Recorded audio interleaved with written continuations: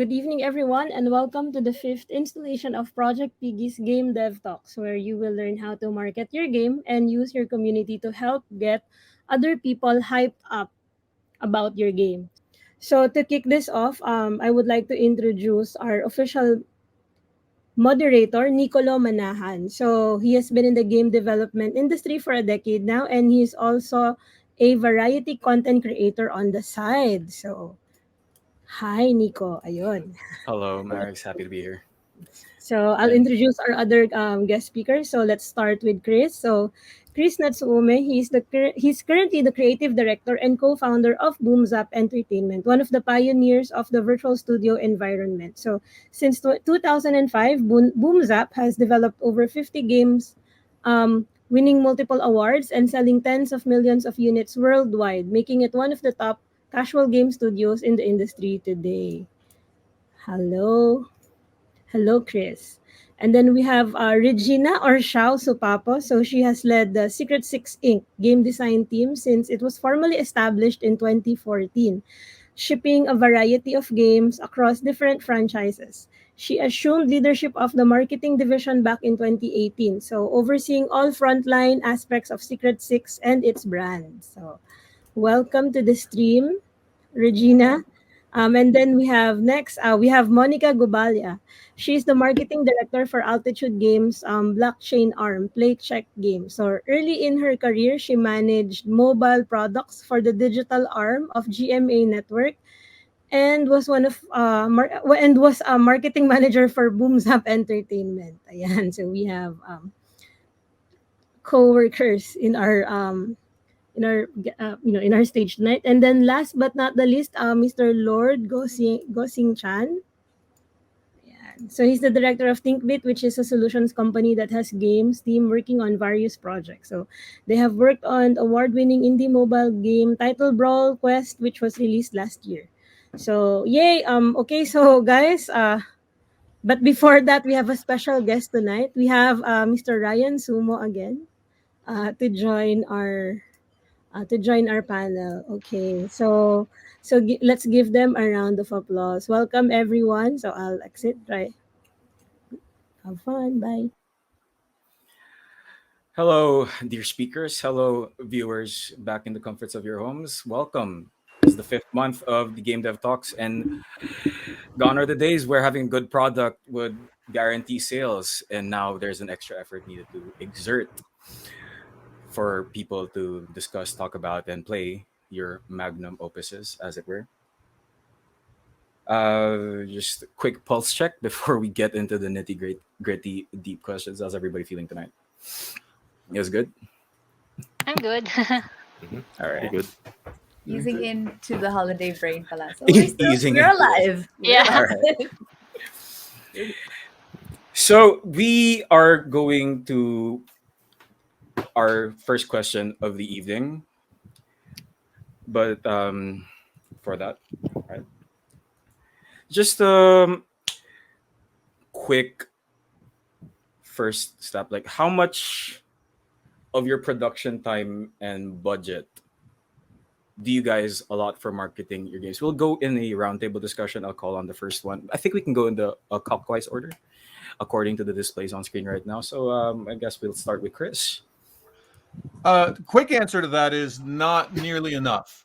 I think how I've yet to meet a studio that said, "Yeah, we put too much effort in marketing." Like that's kind of not a thing. I would argue right now on Steam, for instance, a good solid 50% of the success of your product is going to be based off of marketing, 50% or more. And so if you're serious about selling games and not just having sort of hobby indie projects that you feel good about doing, you have to respond to that with something. I wouldn't say 50% of your total budget goes into marketing, but closer to that than you might imagine, to be quite honest. I can say, fact up, probably the biggest failure that I've had as a studio over the 17 years that we were in the studio. Probably marketing is the number one failure, and I could talk at great lengths about the different ways in which we failed because they are numerous. But at the heart of all of them is probably not accepting that that is a much, much, much larger part of the process than we ever thought it would be. and outsourcing that out to publishing partners. And then when we don't have publishing partners, wondering why our products aren't successful. I would say that's probably the number one failure that we've had as a studio. Not nearly enough. Encapsulating that answer. That's very in depth. What about you, Shao? Uh, I kind of feel what Chris is saying, that you never feel like you're doing enough. So I'm from a primarily, I think to answer the question, I just need to give a bit context. So I come from a development background, hence I have the game design manager side of me and then the marketing side. So in Secret Six, you have a very small in-house marketing team that handles both our product marketing and then of course the more corporate marketing B2B side of which is Secret Six, and then we have our game projects and data, which is the product side. So I just got formalized recently, primarily focused to market projects and data. So in terms of time spent doing marketing, it's not just marketing per se. We also spend time trying to do branding for our product. So the marketing work is apart from production work. So, but I wouldn't say that, it's hard to put a number on it specifically, but the effort is there. But then how the impact of that effort, of course, remains to be seen with the market and all the other factors like Chris was talking about failures. We've had a lot of experiences, a lot of learnings along the way, especially in our case where the team primarily came from a production background and had to learn marketing along the way, and just kind of had so we're kind of very grassroots in our approach. So and when it comes to budget, we're a primarily development company, so our primary focus is on the product. So we're very indie when it comes to the approach, when it comes to budgeting and all that.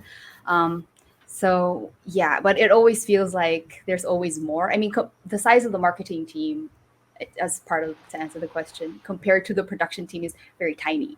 At least if I'm going to reference projects and data, there are lots of heads, like more than 10, of course, in double digits in the team. But the marketing team is like, we have one creative, one for events, one digital marketing head. And if you count me as one warm body there, and that's 4 of us. So it's very tiny for like this ambitious game we have. And then of course, Secret Six. So The 4 is the 22 ratio of marketing to production manpower. Yeah, I guess. Yeah, there's definitely a lot. Of course, you have 3D, 2D, dev, and all the people in between. Yeah. All right. But that is a big team, so that would make sense. But for Ryan, with your time at Squeaky Wheel, it's not a big team. But how much of your production time and budget did you guys allot for marketing?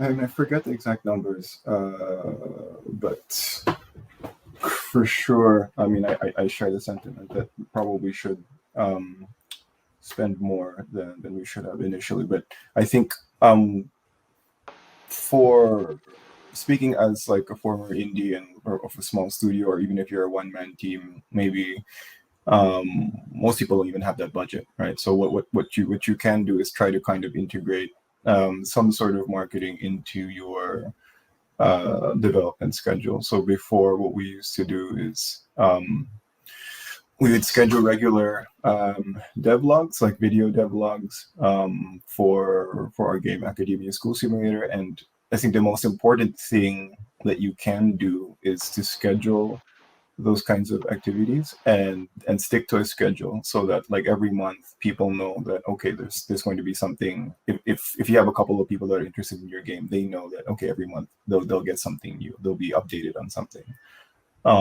So like figure out a way to integrate like these like kind of marketing activities that you can do into your schedule. So the video devlogs are very time consuming, but so maybe you can do that once a month, once every 2 months. But you can also do live streaming. Like some people do live streaming while they're like writing code, which I don't understand at all why people find that entertaining, but people do. So there's lots of things you can do, like making GIFs of your game. That's something that you can try to do at least once a week, and share that on Twitter or other social media. And just try to get into the habit of you always need to be sharing something about what you're doing so that people can get interested, and instead of like kind of developing your game in isolation and then just hoping that people will magically appear once you launch it on whatever, on Steam or whatever. So I think that's just having that. It can be very very tiring, but try to figure out what you can do and what you can integrate into your schedule, and just try to do that on a regular basis. And I think that's the best thing that you can do as a small developer. So devlogs were a diamond in the rough, and surprising turnout and positive reviews out of that. Yep. Interesting enough, on Twitch they have an entire science and technology category where it's just people live streaming code. Boggles the mind. How about you, Monica? Coming from primarily a marketing platform, not only in the games industry, in your Yeah. current production now, how would you answer that question?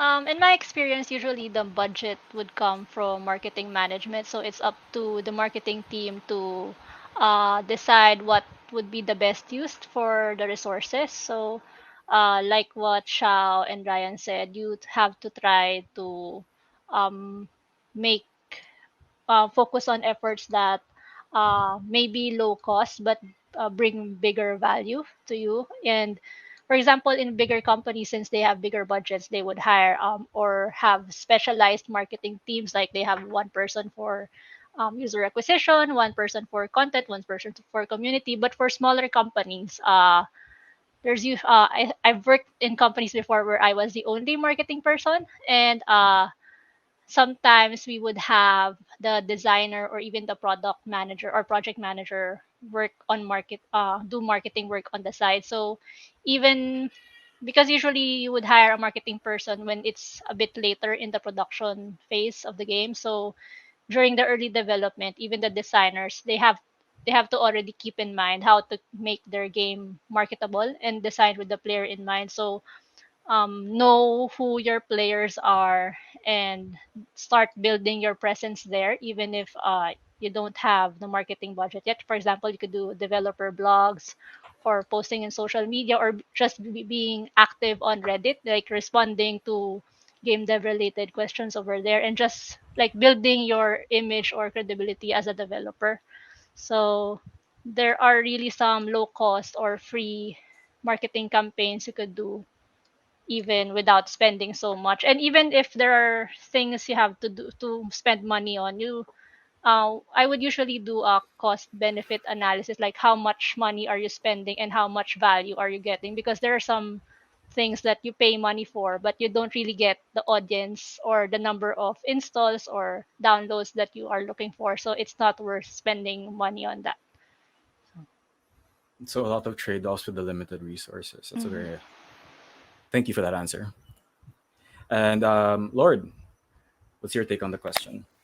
All right. So I guess on our end, we are operating on a very very small team, right? So I'm generally the one who's handling the game design operations and marketing of it as well. So our game is a free to play mobile game. So the way we do it, initially we didn't know what we were doing. Yeah. But the way we did it eventually was that since it was a free to play game, we would have regular updates on it, right? So every quarter we would release new updates, and what we would do is that on each update we would look at our analytics and usage and other high level KPIs such as ARPU, and we would do small UA tests, what they call it. It's essentially trying to do a small budget in marketing to see whether or not the metrics on our new releases have improved, if they are watching more ads, if they are spending more, if they are converting more. And if it did go in a positive direction, then we would see whether or not um, the spend was better than the revenue that we acquired. But currently, although we have improved it, we haven't really been able to tip the scale where it's actually going to make the cost per install a lot less than the lifetime value. But we do have those spends, really small spends every release that we do, so that we can actually use that data to know what to improve in the game. Uh, that's how we generally do it. Of course, we are really working on a very, very limited budget as well. And what I'm realizing is that we should have probably looked for a publisher instead rather than spend so much uh, time and money on trying to do it ourselves, and then seeing that we might just be like burning a lot of it. But yeah. Thank you so much for your response. There seems to be a common denominator here, especially within indie game developers, where a lot of people wearing multiple hats, dipping their toes both into production and marketing. Now, given that we have seen the actuality of production time and budget allotment, what would you do ideally? Or like, when is it the ideal time to start building a community and marketing your games? What's the ideal approach? When do you start? Like, do you start as early as pre-production, production? Yeah, when is the ideal time to start building a community and start your marketing efforts? We'll go again in the same order. So, Chris, please take us. Yeah, I think one thing we need to be clear about, and I apologize, this answer is going to be a little bit long. We shouldn't confuse advertising and marketing. Those are two sort of separate things. Advertising is part of marketing, but there's a lot of stuff that's involved in marketing that doesn't look like Reddit ads or Facebook ads. It doesn't look like blog posts.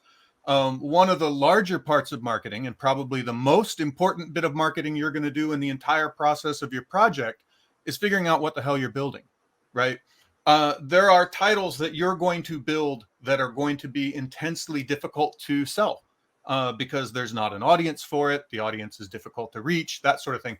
So when we talk about when does marketing start, marketing starts when your team sits down and talks about what's our next game going to be. That's the actual start of your marketing. And importantly, that's the most important decisions you're ever going to make about the marketing of your project. A good solid 50% of the success of your marketing is going to come before you ever have your first prototype built, because you may or may not have built something that people want. I would say another huge part of marketing that people don't talk about is in early prototype phases, early test phases, early beta test phases. It's the work of getting people to play your game, get involved in your game, give you responses to your game, and you having the budget to go back and say, hey, we thought that thing was going to be cool, but it's not, and we have to completely redesign it. That's marketing, right? And we don't talk about it as marketing. We talk about that as production, but that's very, very much marketing. And if you haven't done those things well, it doesn't matter how many Reddit groups you set up or how many videos you posted. There's nothing you can do to save it at that point if that part of the marketing hasn't been done. So the actual answer to that question is there isn't really that huge difference between marketing and production that you think there is. Marketing is inherent in every stage of the production process. And then later in the production process, you start doing things that people think of more as marketing, which are closer to advertising. Now I'm going to go out and put together a Discord, or I'm going to blah, blah, blah. I'm going to put together my Steam page and try to start collecting wish lists on my Steam page, etc. Those things we understand as marketing. But if you've screwed up all those steps leading up to that, none of that's going to work. I mean, it's a hard lesson to learn, but I've learned it the hard way. So yeah, there. To reiterate, it's just ideally they run in parallel and they're involved from the very beginning. I would say that it's very difficult to determine one from the other in the early stages of the process. Okay, And so I think this is probably one of the things that indie developers get wrong the most, because indie developers don't have a publisher. They don't have somebody in the process who can say, yeah, we can't sell that, so you're canceled.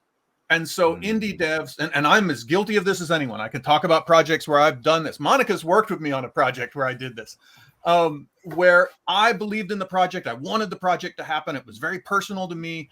And there was nobody in that process who could tell me, you know what, Chris, it really doesn't matter what you do. You're never going to sell very many copies of this game. It doesn't matter what you do. The world doesn't want this. You want it, but the world doesn't want it. When you have a publisher or somebody in the process who can say, nah, we can't sell that, it's much easier to cancel projects or make radical changes to projects. But when you're a small indie team, yeah, you just believe in yourself and you keep going. And yeah, that's bad marketing. It's you think of it as bad product design, but it's bad marketing at its heart.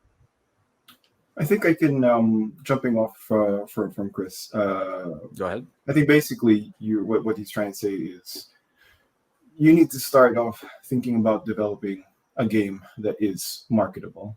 And I have a quick anecdote that might explain this.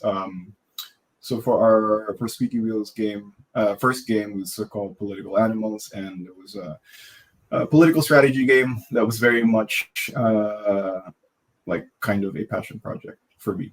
And we thought it would be marketable, but it turns out it really wasn't.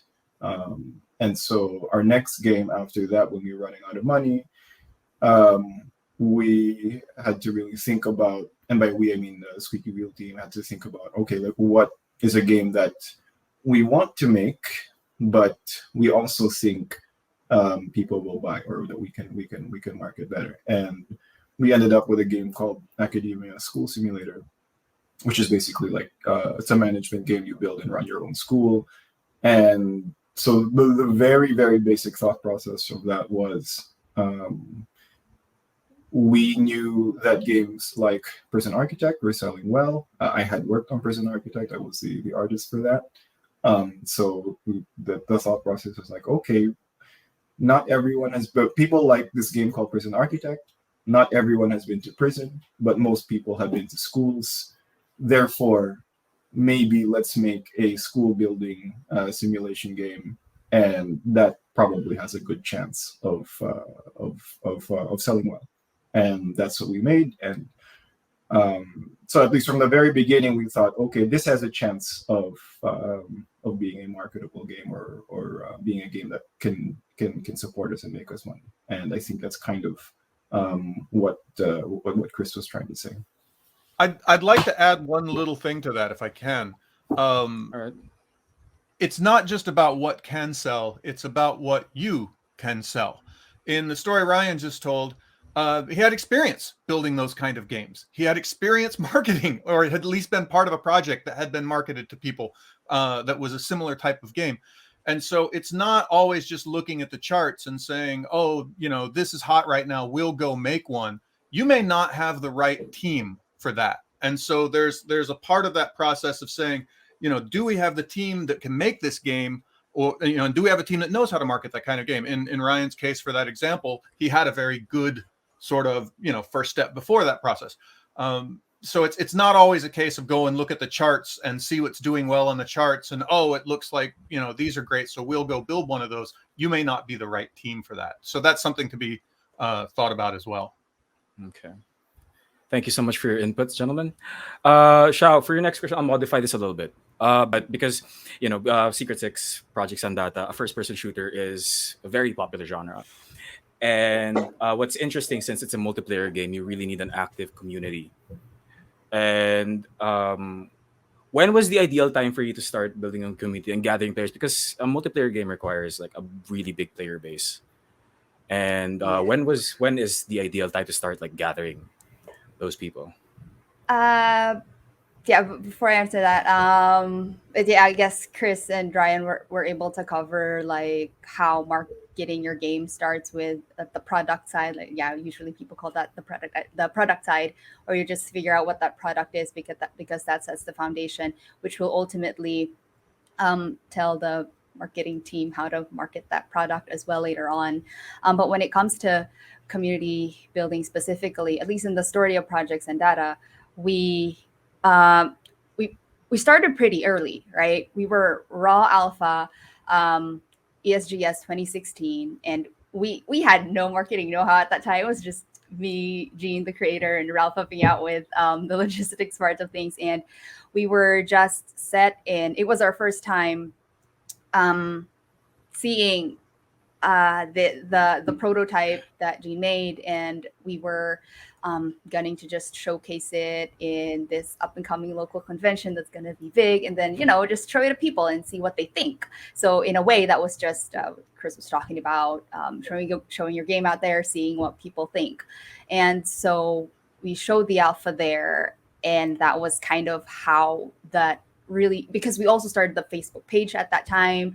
Well, Facebook was of course very big, and ESGS was on Facebook, so we needed to start that. We were just very how would I call this, like headless chickens, just doing every little thing we can. But oh, everyone else is doing this, and we were doing that too. So we started that early, and I think we've seen also some of the players that found us at that time continuing to support us up until now. So I can't say that what we did was smart. Definitely wasn't strategic because we didn't really have like that big roadmap right ahead of Mm. us. Like you're making you're gonna enter a very competitive market, and of course, even we haven't been discussing this yet, but timing is a big factor as well. And I mean, in the past 5 years, you've seen the FPS scene just growing now. Right, it's out with Valorant. Like of course, we're not competing with the AAA titles, but um, so when it comes to community building, though, so just segueing out away from projects and data, because even there Yeah. we're learning, we're growing, and of course we've started the Discord community. We've been doing a lot of community engagement activities.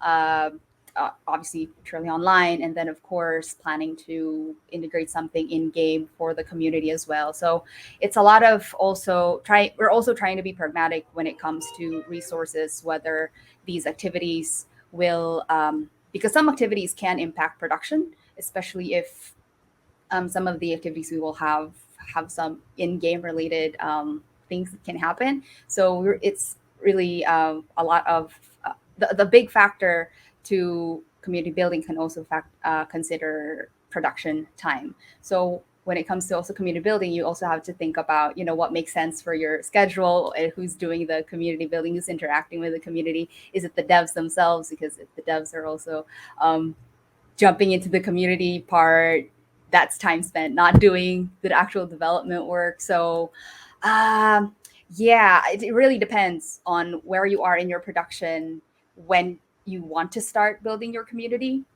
Because I remember, I don't know, Nico, if you remember this, Mike Micah's game, IDAR, Mike from Other Oh Ocean. yeah, yeah. I Yeah, remember right. It Idar. was a competitive couch Sports multiplayer hybrid game. title kind of the deal. Yeah, and I think he was just ideating. So technically, no prototype. He was just ideating. Granted, he already has followers on Twitter, so he just put out this rough idea, and then, hey guys, what do you think can happen in this little screen? And then, of course, people just chimed in there, and in a way, that was already kind of building his community toward this game, and the community was very how should I say, invested in the production of this game, and you already have that captured market also. So in his case, he started pretty early. In our case, we also started very early at very raw alpha. And if you've seen how we were 5 years ago, we're very different now. We've like gone up and down when it comes to production and the things that we've learned on the marketing side and the community side. We've also went up and down when it comes to the community, because right now the community is growing, but of course to be frank, it really has to grow for it to also continue, for the game to also sustain itself and all. So yeah, it's we're also still figuring it out right now. I think our closed beta and open beta, and just really constantly engaging with the community, posting stuff out there, showing that we're really still very much invested in this game, and we want everyone's support in this to build this together. And yeah, we're focusing here mostly in the market that we know right now. I think that's one of the things specific, at least to our case, because I don't know for the others, where our primary focus when we're marketing community building right now is in the Philippines, because it's the market that we know, and we don't have a publisher. So that's kind of where we're just focusing right now. We may expand, we'll see how that goes, but yeah, so it's also knowing where you can market. I think Christian mentioned that earlier. So that's where we're focusing right now, and just trying to scale that, and trying not to also kind of reel ourselves back in if in case we're trying to overshoot ourselves or something.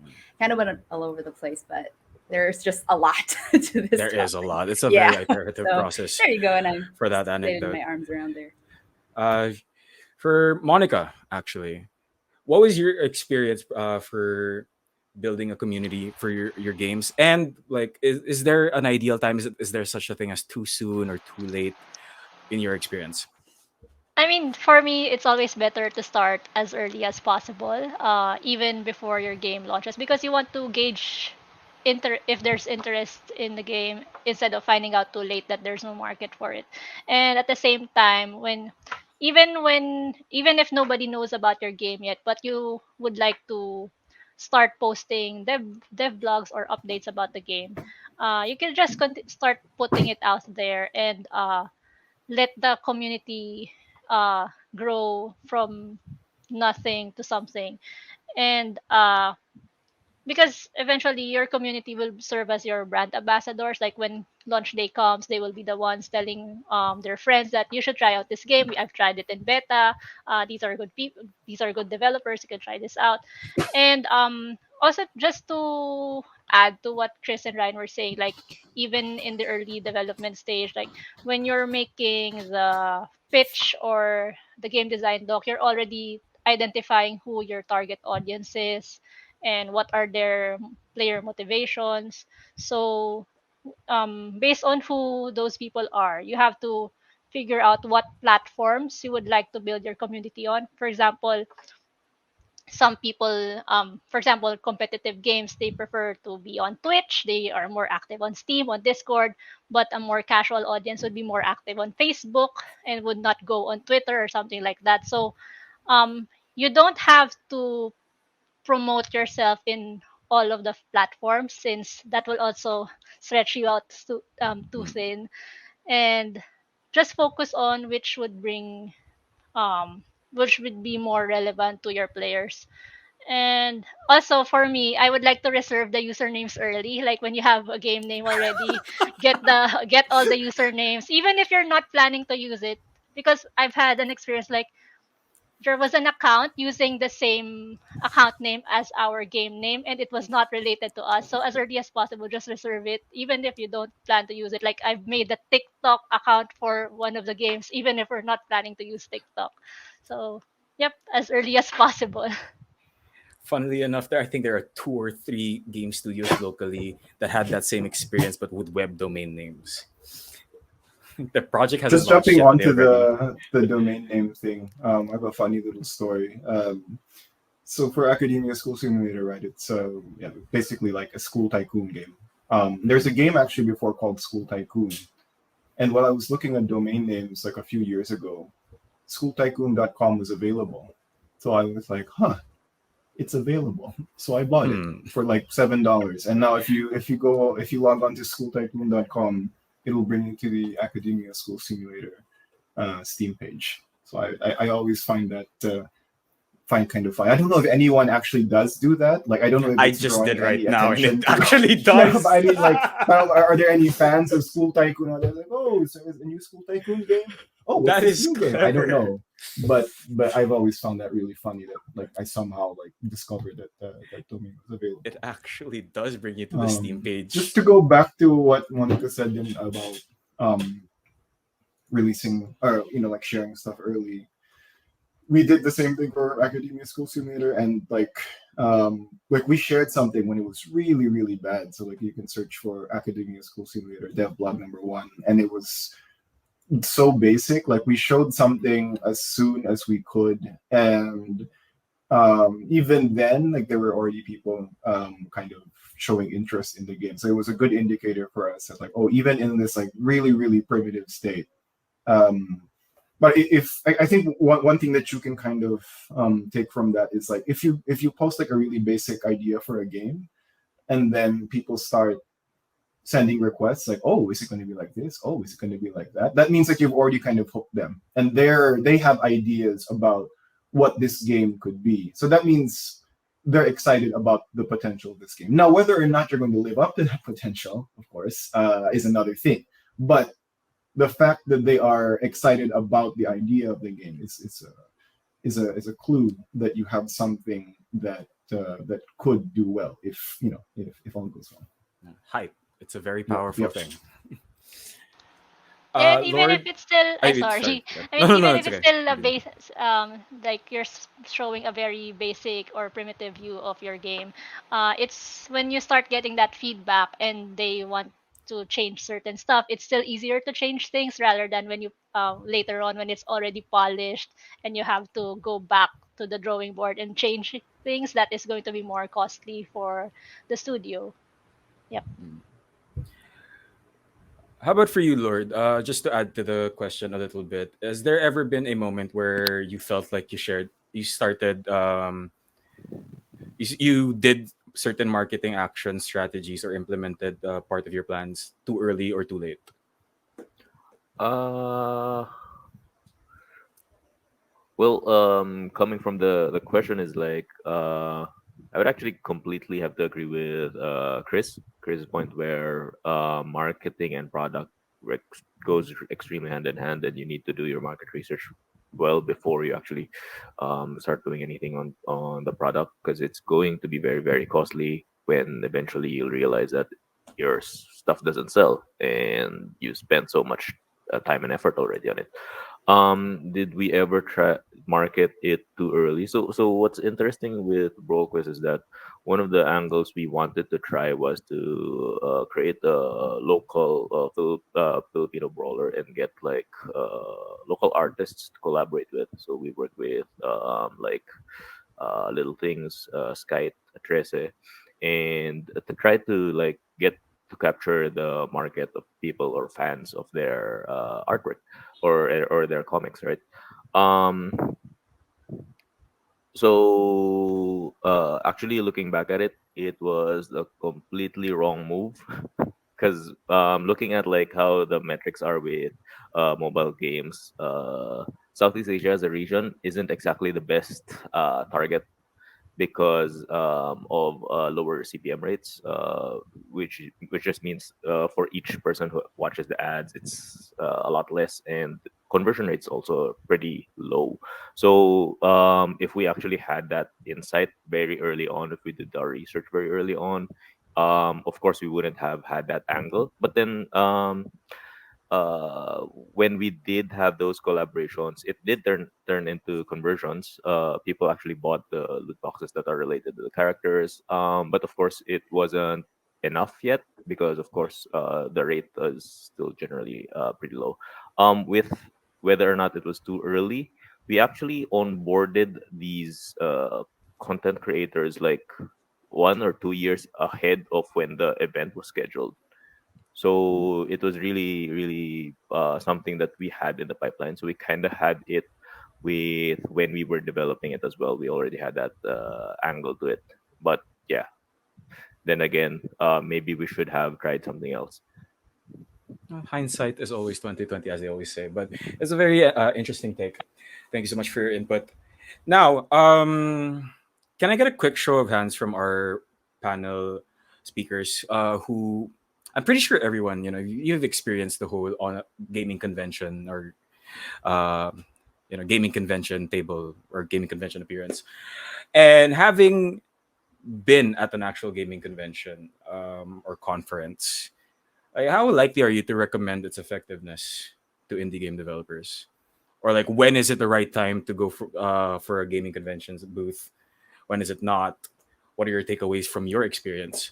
And I guess we'll go in the same clockwise order as we are right now. So, and actually, no, let's go reverse. So if Monica can start us off. Yep. So I think going to conventions can be worthwhile, but it really depends on several things, like what's the purpose for going to the convention, status of your project, and how much resources you're able to spend. At the same time, what kind of convention is it? Like, is a B2B conference? Are you there to look for publishers or network with other developers, or just a consumer convention, like you want to showcase your game or get beta testing feedback? So if your purpose is to have the game tested and you have an MVP build ready, it could be very useful, and you could be able to see how actual people play, like people with fresh eyes, uh if there are any pain points in the first time user experience, or if there are certain bugs that you don't normally see but able to they're able to replicate it. And if you're going there for sales, or you want people to install the game, or if you're there to get registrations, like sign up for a newsletter, um, it really yeah. So basically, it really depends what your purpose is there. And if for example you don't have enough resources or a budget to go to it, there are also indie showcases that you can go to as an alternative, because going to the convention can be really expensive, not just the booth fees but also like for your for the people there, like food, transport, like decorating your booth, giving away flyers. And in the Philippines, I think what really works is giving away freebies. So I'm not sure why in the Philippines people are very much into freebies. And if you have an online game, you also have to set up your internet connection if you don't have, if the organizer doesn't provide it. So you really have to take all of them into account. And you also have to be careful, because people would go to your booth. Sometimes they wouldn't be really interested in your game, but they are there to complete stamps, or they would enter fake email addresses. So you really have to gauge like the type of event or the status of your game. And what else? If you're there to connect with media or let's players, content creators, that would be a good venue. But you have to select like the bigger conventions, because not all people would go to smaller conventions. So you have to decide really carefully, because there are a lot of conventions every year. Well, before the pandemic, anyway.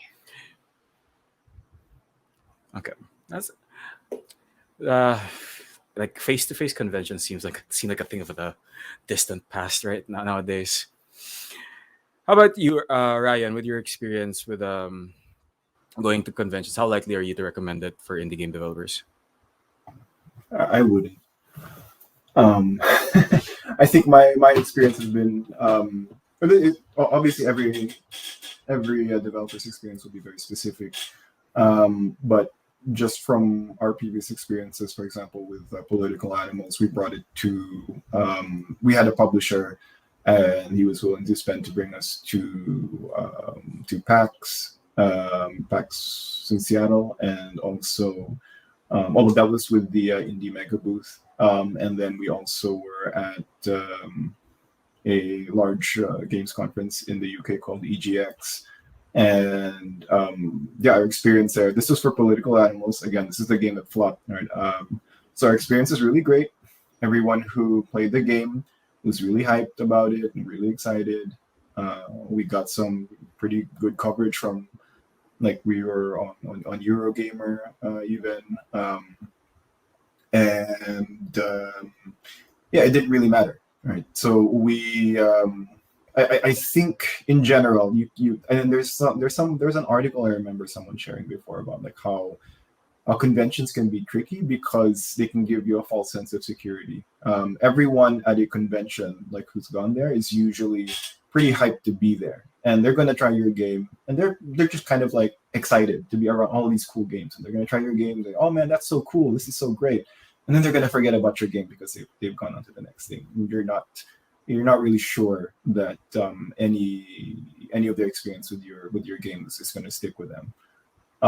And so many developers can be led to believe that, oh, like, our game is really great and people really responded to it, expecting that to translate into their launch of their game like 6 months down the line, and it really doesn't. It can, if you're, again, like Monica said, if you're very careful or very smart about what are you there for. Are you there to like gather emails for your mailing list so that you can communicate with these people like who liked your game when you're closer to launch? Are you trying to look for press while you're there? It's a good opportunity. Although our experience has been that even like larger games press doesn't really have an effect on our bottom. It didn't have an effect on our bottom line, at least.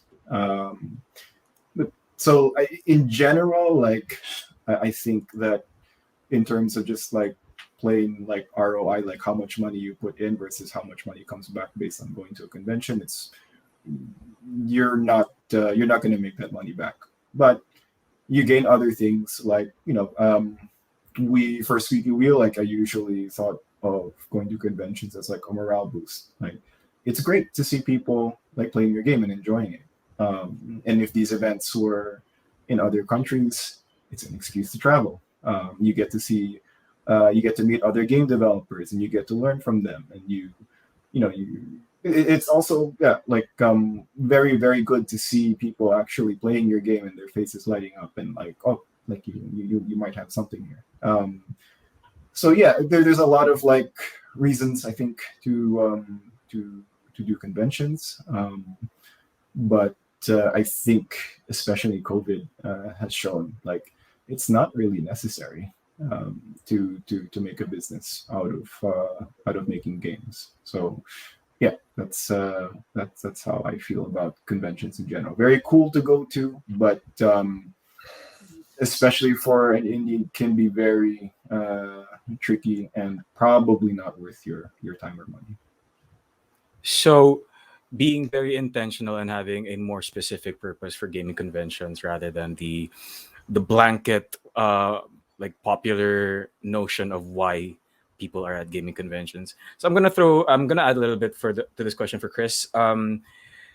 So again, the question is: do you recommend going to gaming conventions or conferences to promote your games? And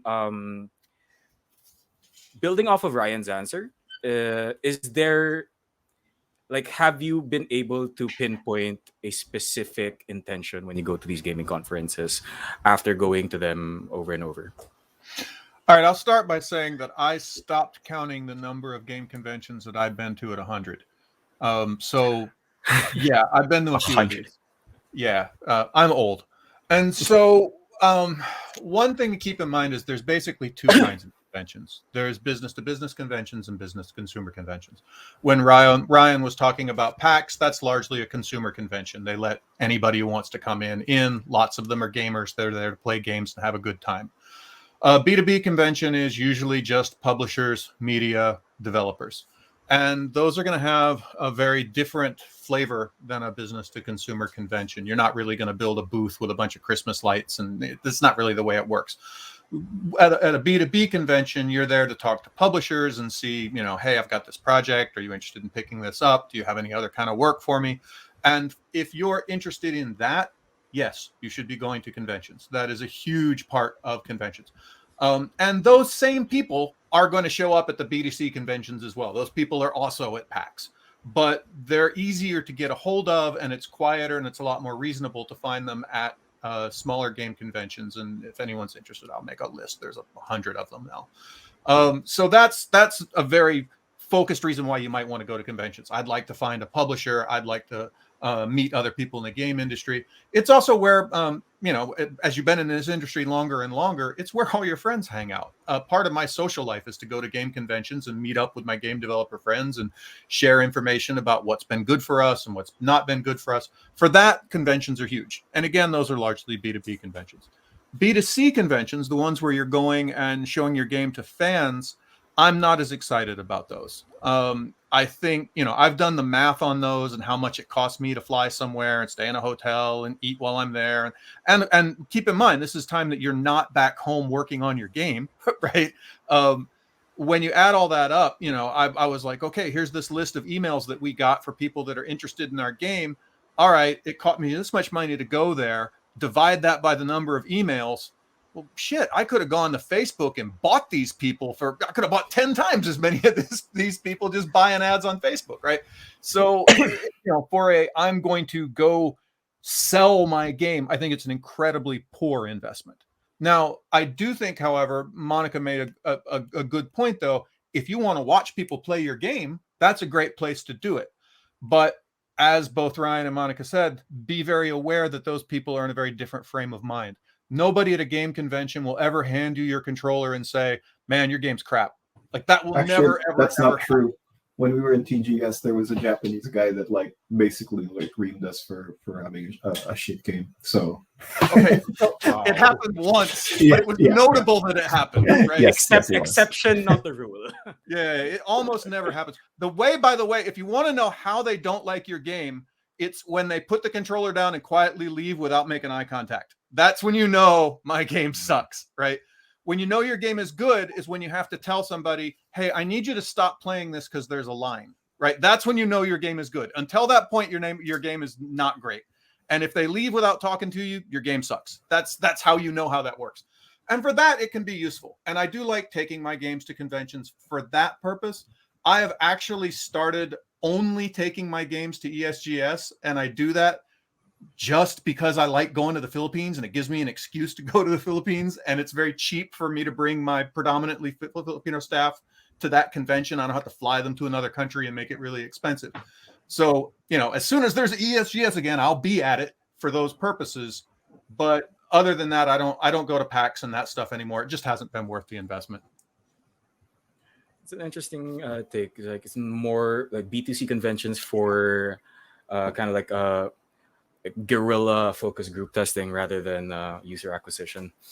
Just one last thing I would mention, big shout out. ESGS is a good convention and it's run by good people, and you guys should all support it. It's part of the Philippine game industry that really deserves more love than it gets. So my big shout out to Jobert and all the people that run that.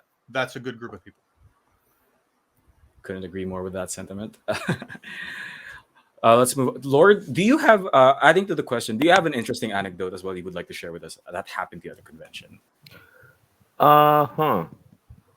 Well, not so much as an anecdote, but we have been very, very active with conventions prior to the pandemic. So it's probably not going to be as much as Christopher's, definitely. But we have been going around from in ESGS, Level Up KL, G Star in Korea, TGS. And I would have to agree that it's actually you need to have a strategy when you go there. And there are always going to be two sides of it. There's specifically, let's say for Tokyo Game Show, there is always going to be the B2B side, which is usually on uh, a lot of like speed dating type of matching, where you talk to different publishers and try to pitch them the game and look for publishers. And it's definitely something that you need to take into consideration before you actually look into the different game shows or events that you would go to. Make sure you have a goal before you actually look into and identify which ones you go to, and not just keep going to everything, because you're gonna spend a lot of money on that, and a lot of time as well. With regards to doing B2C, when we were starting out with the game, we really used B2C, the cheaper booths, the indie booths, to also do testing on user testing, checking out if they actually understand the tutorials and really watching people play. Because of course, within the studio, the whole team probably has played the your intro, your tutorial like 1,000 times already. But it's a good place to look for new fresh eyes to try out the game, and that's invaluable as information for you. So that's a good angle to go to it. And then I would say if you're gonna go to international ones, try to target more of the B2B ones. Try to, if that's your angle on it. Um, yeah, that's how I would suggest when it comes to these things. For the B2C ones, on the bigger ones, on the bigger conventions, I wouldn't really suggest going there unless you're like, because you're really just going to be overshadowed by these extremely big companies with really big booths. And yeah, well, they do have indie sections, but yeah, unless you're there to just get good feedback, you probably won't be able to get sales as much if that's your goal. Yeah. It's interesting. Yeah, B2C conventions really are like a whole spectacle of who has the bigger marketing budget amongst the bigger companies every year when you go once you go to those. Thank you for your input, Lloyd. Battle of the LED screens. Battle of the LED screens and sound systems. And like interesting, people in not like in a different state of mind, probably sugar rush from all the free soda going around. Shao, so Mhm. would you recommend gaming conventions or conferences to promote your games? On ground, live in person events generally would recommend, but as the rest of the panel have said, it depends on what your goals are on in going to these conventions, and so that you can also, after going to these conventions, you can determine whether it was effective or not, and of course whether or not you will continue to go to these conventions. And so it becomes a more intentional approach, right? Rather than just, oh no, we've been given this opportunity, let's go there. So it's not just like a shotgun approach. Not all conventions might fit you or your game, because the audience for that convention might not, in that convention rather, might not be there. So doing the research about that convention first is very important.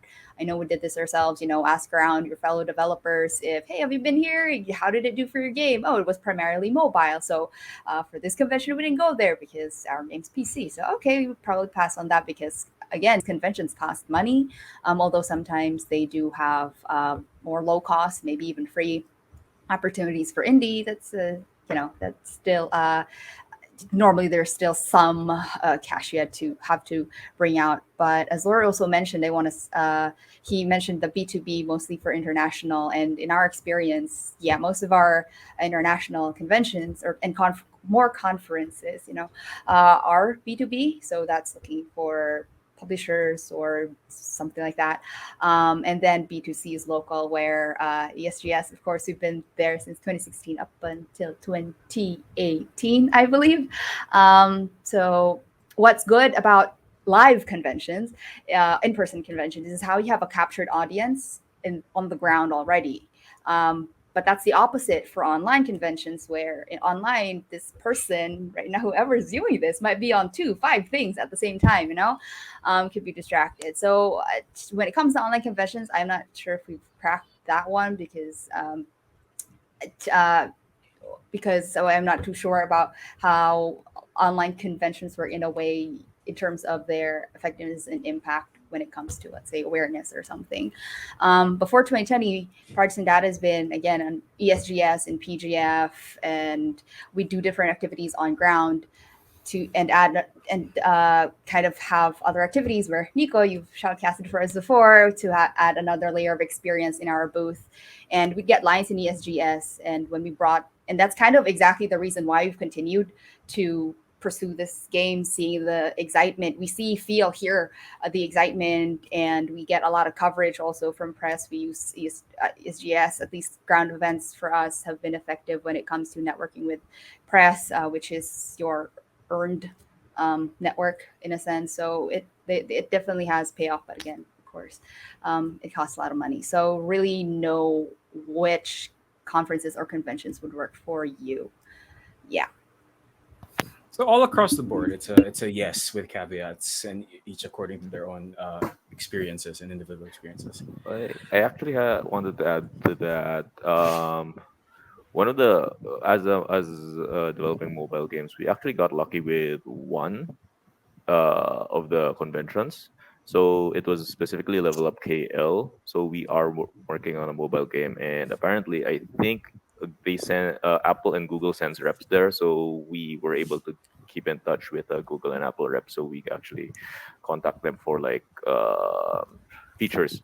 So our game gets featured on Google Play and Apple App Store because of our contact there. So I guess you could get lucky, but don't don't don't Like, don't bank on rely it. on yeah, don't On bank Getting on it. lucky isn't Luck is a good a business strategy. plan. Yeah. Basically. Yeah, it's like Um, that's not business. Isn't a That's strategy. gambling. So just But a couple of examples, like just before we move on to the next question, I did want to mention that we got our publisher for our first game from going to a convention, so it does work. And two, we actually would kind of subsidize the cost of going to the convention by selling Steam keys during the event. So yeah, I mean that's one thing that you can do to kind of like subsidize the cost of actually going to a convention. But yeah.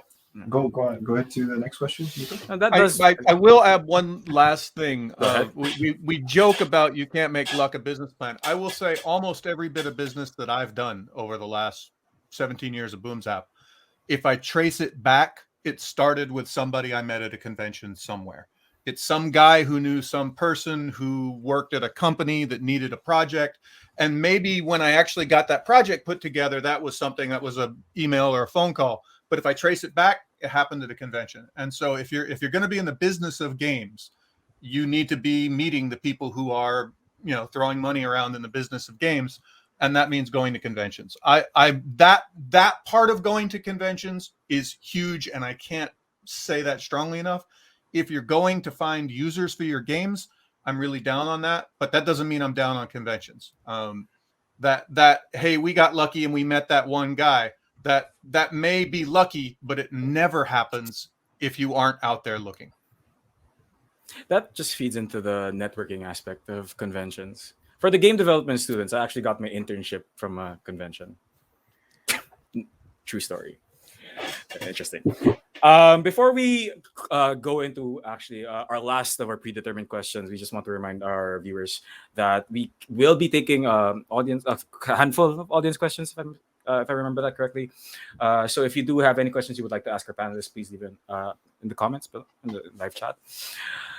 But we will be, this is the heaviest one, I guess. And since a lot of our viewers are aspiring game developers or indie game developers working on their magnum opus, what is your last piece of advice? It could be in any aspect of building a community when it's time to, reach out to press or publishers or content creators or something specific to your experience that you would like others to know. And what's your last advice? Like, don't believe this common misconception, or do this when you're about to send out your press kits.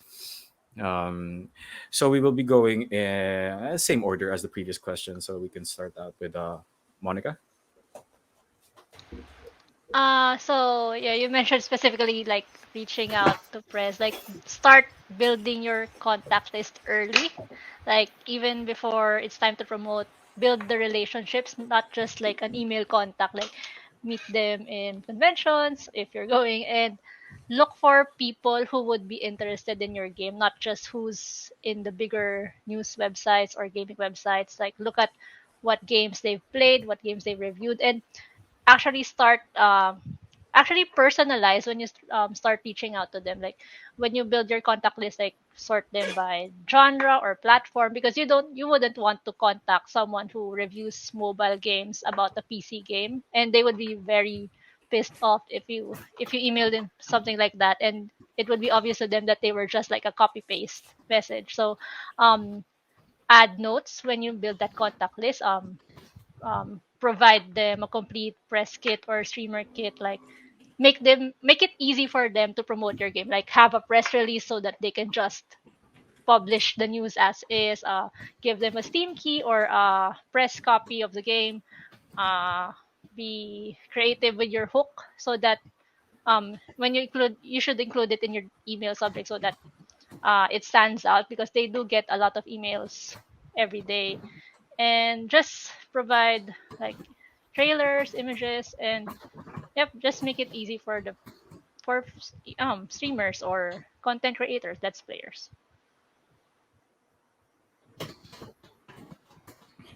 Thank you so much for your input, Monica, and thank you so much for being here.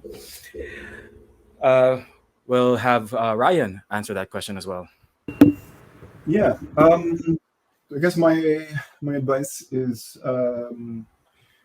figure out what you can do or what you can commit to, and then commit to it. And don't kind of be too affected by like people saying, "Oh, you should be on this, you should be on that." Like just as an example, for academia, ever since we launched it, people were saying, "Oh, you should be on Discord. Why aren't you on Discord? Blah blah blah blah blah. Discord this, Discord that." And it's like, I just don't like Discord in general because it's too stressful for me to like feel like I have to respond to questions live. So I mostly prefer forums, and so yeah, and we were fairly successful even without Discord. Now, would we be more successful if we had someone like we had an active Discord channel? Probably, but we didn't have anyone on the team who could like really devote their time to managing Discord. So like it would have been pointless to try to do it. So yeah, basically uh, pick the medium of communication that you're most comfortable with,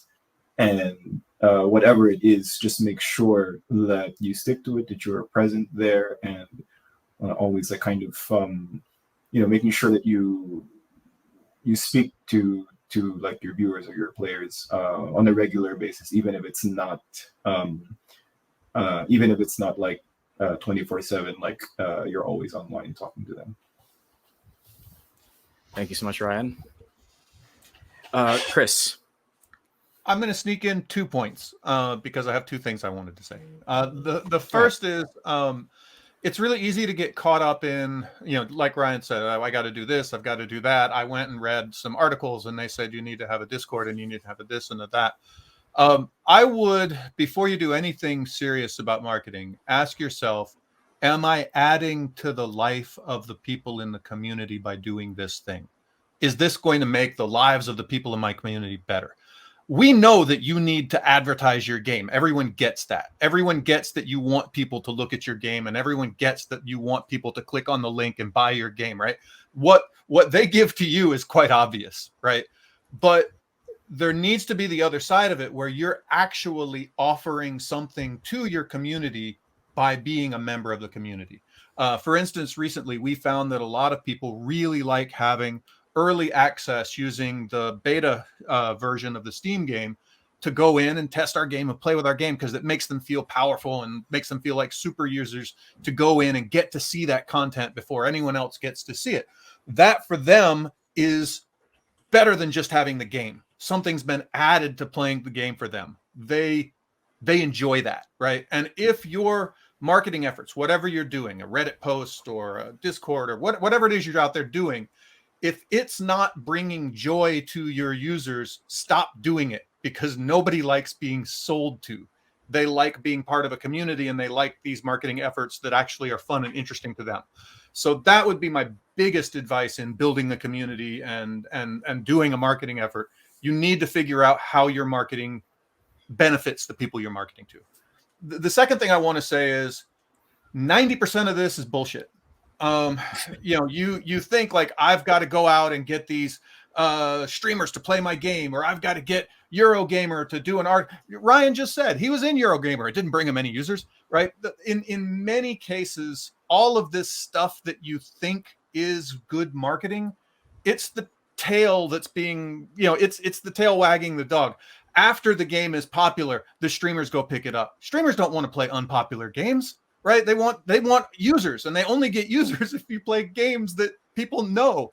And so it's I'm not saying this is always true, but a whole lot of this is really overhyped. A whole lot of this, oh, I reached out to streamers, or oh, I got great press coverage, or whatever. I can show you 50 games that had all of that and they still failed.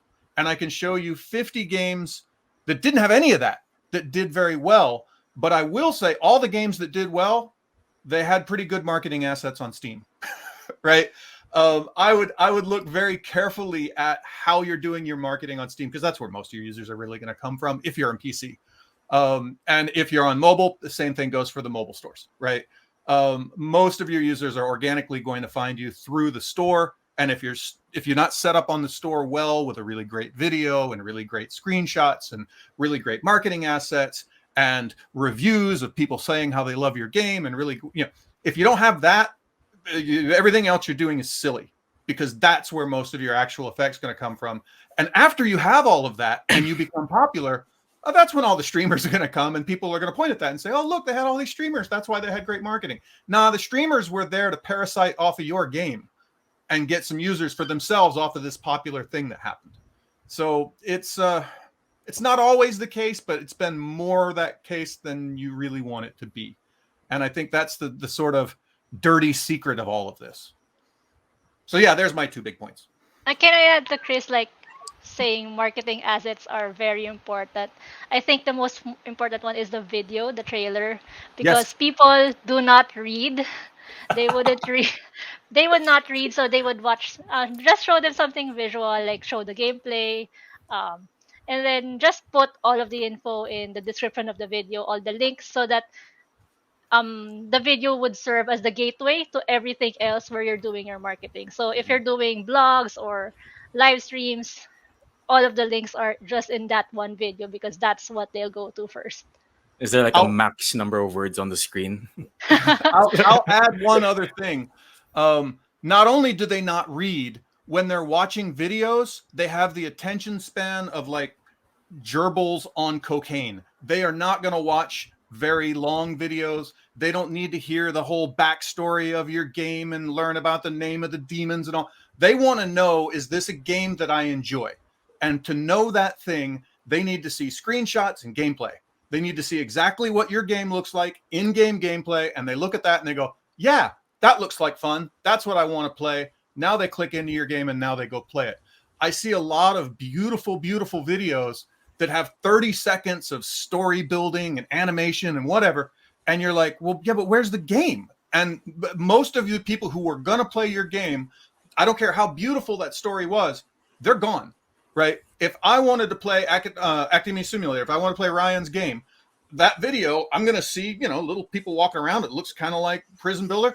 Yeah, okay, I like this game. I want to play this game. The minute I see that, if I'm the kind of person who likes that game, that's a good video because now I understand what the offer is, as opposed to I watched 30 seconds of you telling me a story and I still don't know what the game is. That's a huge mistake that people make in making videos.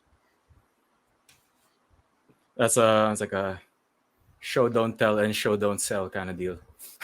And don't get me wrong, I know this because I screwed that up myself. Speaking from experience. Thank you so much, Chris. Thank you so much for those points. Lord, if you could give your input in your to this question. The description on the listings is for the algorithm instead of the people. I guess in terms of like giving advice, it's really do market research early. There are a lot of resources online that you could actually look into. There's for Steam, there's Steam Spy, so you could look into like the volume, the games that are using specific tags, or how well they sell, who these games publishers are. Would your game fit well in a portfolio of a publisher, and you can target these people. There's also like publication sites that do show some good numbers on CPMs by region, by country, who you're supposed to be targeting, and try to look into how to incorporate that when you're developing your game, so that you can get more guided on what you're building, rather than going in blind. You think it's going to make money because you like it, but then when you look at the charts, it's a genre that's too saturated already, and you're probably not going to stand out against all of your competitors and stuff like that. Yeah, I would really just recommend trying to take some time and check what's available and what's online, right? To sum that up, that's the power of analytics at work, right? That's sorry, power of analytics. Power of analytics. Thank you so much, Lord. Xiao, what advice would you give? I guess add some diversity to the answers. I think part of the question was also let's players or content creators. Yes, that's a part of the So question. like with content creators, I think you have to consider not just the creator themselves, but also who their audience is, and if their audience is also kind of a match to your target audience. So, and also with the creator, whether or not they can also add something unique to your game or add value to your game, in terms of helping you build your community in the long run. So, and apart from that advice, just also like to reiterate what Lord said about doing your research, know your product, know your market, just really do your research also as early as you can, so that along the way you can manage your targets and expectations to your resources and your capabilities, and learn from your different marketing efforts along the way, so don't get too pressured with all that's happening already. And yeah, it was the same experience too, right? With marketing assets, especially video. All these need to communicate your game's hook, like what makes your game interesting. And especially in our case, first person shooters, how do we communicate what makes price and data stand out? So we really need to kind of, nitpick what it's more from the branding perspective also, and making sure we execute on that on the marketing side and the marketing copy as well. So there's a lot of marketing technicalities that also go into this. So it just really takes practice, trial and error. So I guess don't be afraid of failure and try things out and putting yourself out there. That's pretty much it too. And there's a good newsletter, Game Discoverability. So there's also that you can to immerse yourself when it comes to different things going on in the game discoverability space, which is essentially, marketing. Thank you so much for your input, Shao. Before we wrap this up, there's actually one audience question that I think we can accommodate before we wrap up. And since a lot of the people who will probably be watching this are indie game developers with teams of like barely a dozen people or smaller, and a lot of them are creating games that are not necessarily the shiny, polished baubles that you see on Steam front pages. There's a question that is it fine to create a game towards a unique or innovative path? Or is it too risky? I'm guessing this is more of a niche genre, or yeah, it's flashed on screen. Is it fine to create a game towards a unique or innovative path, especially due to not being skilled enough to develop a marketable game, or will it be too risky? Is there any? Feel free to jump in if you have any input or answers to this question. Like, Man, let me go. It's fine. I mean, it's if you're asking permission from us, then like, there's no one who's going to give you like permission to make a game or do a game that you want to make. If the question is whether we think, like, there's two things, right? Are you making a game that's just there's a game inside you that needs to come out, versus are you trying to make a game that you need to make money because it's how you want to support yourself? Those are two different questions. And if you just want to make a game that you really believe in because you need to make this game, then that's great. And like, I have a friend that's like doing that exact same thing, and like he's kind of made his money already, so he's kind of doesn't need to work. So he's just focusing like his entire life is now just this one game, or this like set of games that he wants to make. That he almost doesn't care if no one plays it, but that's a very, very specific thing. Like, I would love to play those games, but who knows if they're going to make any money. If you need this game to make money, I would say that it is very risky to trying to do something like too unique or too innovative, especially since like this person is kind of admitting that they're not skilled enough to make a marketable game. So you're kind of already setting yourself up for failure.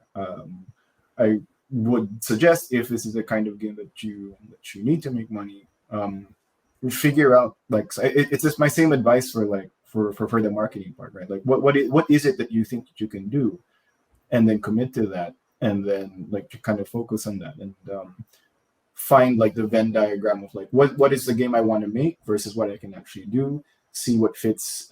See what like fits in both those circles, and then maybe focus on that. I'd like to actually talk about the other half of that question, which was the not being skilled enough to make a marketable game. And I'll give you a very specific example. I got pissed off about middle of this year at one of our games not performing as well as I thought it was, and looking at some other games that I thought were inferior games. And I said, you know what? Screw it. I don't care. I'm making a game. I'm calling it I Love Finding Cats. I'm going to take a bunch of pictures of cats. I'm going to Photoshop them into some backgrounds, and I'm going to let the user click on the cats. And I did this in anger, right? I was upset. I was, screw it. Just put some cats in. That's all they care about. And we made it. We made it. I Love Finding Cats. It was the most successful game we released all year. It did very well. People loved I Love Finding Cats. They said it was some of the best art we've ever done. Literally cats Photoshopped in the stuff we pulled off Shutterstock.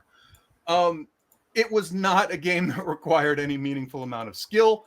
It was not a game that required an enormous amount of artistic talent. I mean, I don't want to say that our artists aren't good. We certainly made a nice cat game, but this wasn't something that, took an incredible studio with an incredible level of polish to build. This is something that we built quite straightforward, and it was very successful. So, and we are now, we have shipped I Love Finding Pups, also successful, and we're working on I Love Finding More Cats, which will release in January.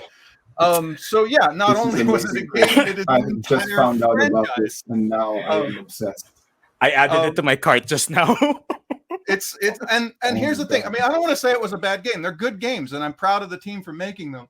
But you play them. This is not something that required an enormous team to build or some enormous level of game development skill.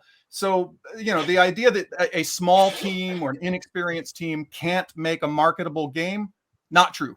It Well, is I'm absolutely gonna push possible back to on make that a little market. bit, Chris. Like in the same way that you said that like part of the success of academia was due to like my understanding of that genre and like my connection to the previous like Prison Architect game. You've built a studio that has been making these games for like more than a decade. And so All right, you fair can't enough, count fair that enough. It out, was a right? particularly easy game for us to make Yeah, because we know how to exactly. make hidden object games. But I actually live in fear of some random person in some random country going, really? You can make money that easily? I'm going to make an I Love Finding Cats myself. Like it's just a matter of time before that happens. Probably someone on this panel, I don't know. But someone's going to do it very quickly No, you because need to own this it is genre. replicatable. Finding So animals. I Love Finding Critters comes out after I Love Finding More Cats. So yeah, we're doing that too. Let me just hidden objects but animals. Got it. Mhm. It's on the notebook now. Is there anyone who wants to add to this particular question? I guess unique is good because that means you'll stand out in the market. Innovative is going to be kind of tricky because if it's a new technology or if you're merging different genres, maybe the players would not get your game right away because it's still too out there.